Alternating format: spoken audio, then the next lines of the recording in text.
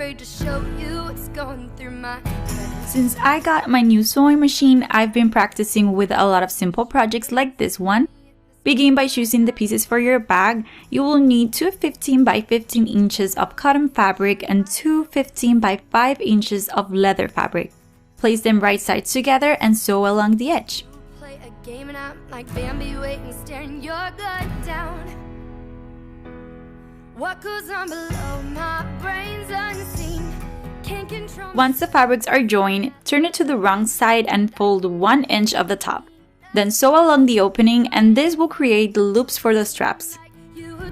But it's brutal how you hurt me so good. For this part, you should have your front and back pieces facing right sides together.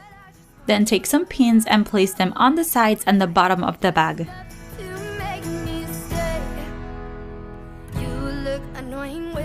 The next step is to create the straps. I'm using 4 yards of cord and attaching a safety pin to one end.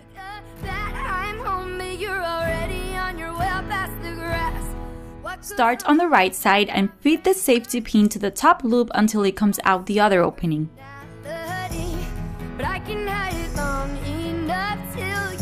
Then pass it through the bottom loop and back the top one again.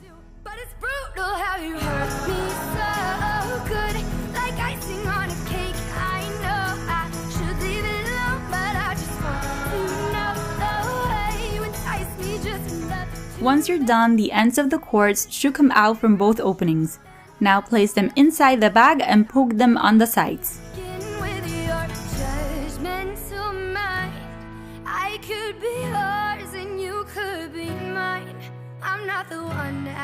Sew both pieces together, starting right below the loop on the side and ending right below the loop on the other side. Finally, turn it inside out and you have your very own drawstring bag.